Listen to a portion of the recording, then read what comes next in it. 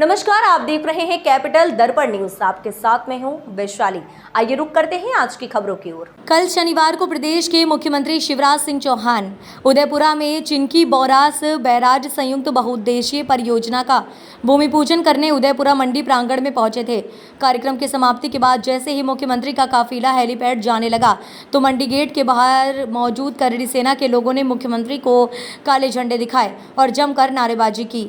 Police ने मोर्चा संभालते हुए सभी करणी सैनिकों को गिरफ्तार कर लिया और पुलिस थाने ले गई। वहीं करणी सैनिक इस कार्यवाही से नाराज होकर रोड पर ही बैठ गए और जमकर नारेबाजी करने लगे। उदयपुरा पुलिस ने 2 करणी सैनिकों पर केस दर्ज किया। वहीं करणी सेना के मुखिया जीवन सिंह शेरपुर आज उदयपुरा पहुंचे। कल उदयपुरा मुख्यमंत्री के कार्यक्रम में करणी सेना द्वारा किए गए विरोध प्रदर्शन और काले झंडे दिखाने पर गिरफ्तार किए गए करणी सैनिकों के समर्थन में आज करणी सेना के अध्यक्ष जीवन सिंह शेरपुर ने पुलिस थाना के सामने विरोध प्रदर्शन किया। उनकी मांग है कि सेना के जो 2 लोगों के खिलाफ पुलिस ने कार्रवाई की उसको निरस्त कर तुरंत गिरफ्तार सैनिकों को छोड़ा जाए। उन मांगों को तुरंत स्वीकार किया जाए। यदि सेना की इन मांगों पर कोई कार्रवाई नहीं होती है तो मुख्यमंत्री शिवराज सिंह चौहान के साथ साथ प्रधानमंत्री मोदी जी का भी चुनाव में विरोध किया जाएगा। सर, ऐसा क्या मामला है कि आखिर आपको भी आना पड़ा? ऐसी क्या समस्या आ गई है? अभी तो हमें यही समझ में नहीं आ रहा है कि हम लोकतंत्र में जी रहे हैं या फिर वापस से अंग्रेजों का राज आ गया है। जी, जब भी हम लोकतांत्रिक व्यवस्था में हमारे मुद्दों को लेकर कोई प्रदर्शन करते हैं तब हमारे को दबाया जाता है, डराया जाता है, धमकाया जाता है।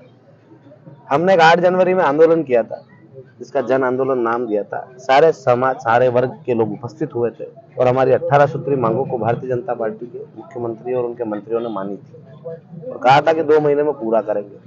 जब उनने 2 महीने में पूरा नहीं किया, 1 महीने का समय हमने एक्स्ट्रा दिया था, तब हमें लगा कि हमारे साथ विश्वासघात हुआ है। हमारे आंदोलन को छल पूर्वक खत्म किया गया। तब से हर एक करणी सैनिक, हर नगर, हर गांव में जहां भी शिवराज सिंह जी जाते हैं उनका हम विरोध करते हैं। लोकतांत्रिक व्यवस्था में लोकतांत्रिक तरीके से विरोध करते हैं, काले झंडे बताते हैं और वापस घर आते हैं। पर जब हम काले झंडे बताने जाते हैं तो यहाँ के एसपी साहब, जैसे कि यहाँ के ऐसे सभी जगह का प्रशासन किसी को थप्पड़ मारता है, किसी को चाटा मारता है या किसी को ये बोलता है। हमारे पास यहाँ के जो एसपी है उनकी रिकॉर्डिंग है, वो बोल रहे हैं यदि काले झंडे बताओगे तो जूते मारेंगे।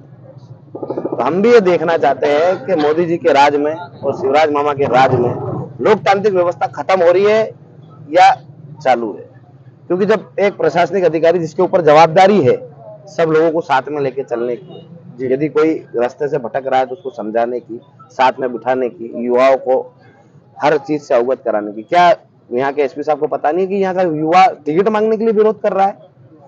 ये राजनीतिक लोग नहीं है, इनके सबके साथ छल हुआ है, इसलिए काले झंडे बता के विरोध कर रहे हैं।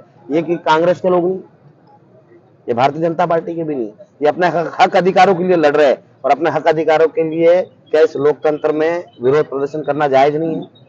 हम आपके माध्यम से पूरे देश की जनता से पूछना चाहते हैं, यदि हमारे साथ छल हुआ है तो हम किसके पास जाएंगे? क्या हम हमारा विरोध प्रदर्शन दर्ज नहीं करवाएंगे? और हम क्या कर रहे हैं? क्या हम उपद्रव कर रहे हैं? हम चाहते तो हजारों की संख्या में गाड़ियां तोड़ फोड़ भी कर सकते हैं, पर हमने कभी वो रास्ता नहीं चुना, ना हमने कभी उस रास्ते को किसी पर जाने को कहा। हमने कहा लोकतांत्रिक व्यवस्था में शांतिपूर्ण तरीके से अपना विरोध दर्ज करवाना है। जब हमारा विरोध दर्ज हो जाता है तो हम चले जाते हैं। और उस क्या नाम है आपका? मेरा नाम हेमंत राजपूत है। हेमंत जी, क्या वजह है आप उदयपुरा थाने के सामने बैठे हैं? आखिर क्या है आपकी जो मांग है? लोकतांत्रिक तरीके से कल शिवराज जी की जन आशीर्वाद यात्रा का काले झंडे दिखाकर विरोध प्रदर्शन किया गया, जो पूरा अनुशासनात्मक था, उसमें कुछ भी नकारात्मक नहीं था, सब अनुशासन के दायरे में किया गया। उसके बाद भी हमारे करणी सैनिकों को जबरदस्ती अंदर डाला गया और कुछ करणी सैनिकों पे FIR भी दर्ज की गई और उन लोगों के साथ अभद्रता के साथ व्यवहार किया गया।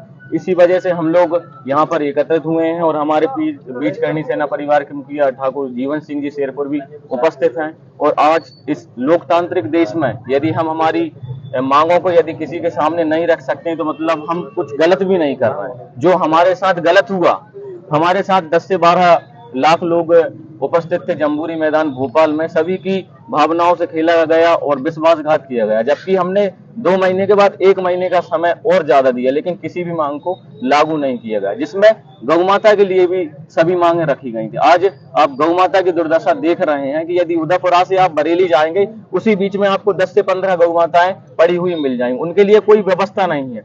इससे पहले हम उदयपुरा तहसील में गौशाला के लिए भी तहसील का घेराव कर चुके हैं, लेकिन कलेक्टर महोदय ने जो गौ माता के लिए निर्देश दिए हैं और जो नियम लागू किए हैं कि भाई नगर का नगर अध्यक्ष उन्हें देखेगा, गांव का सरपंच उन्हें देखेगा, कोई भी नियम लागू नहीं किया गया। क्या ये केवल घोषणाएं ही कर सकते हैं? अब क्या एजेंडा होगा आपका?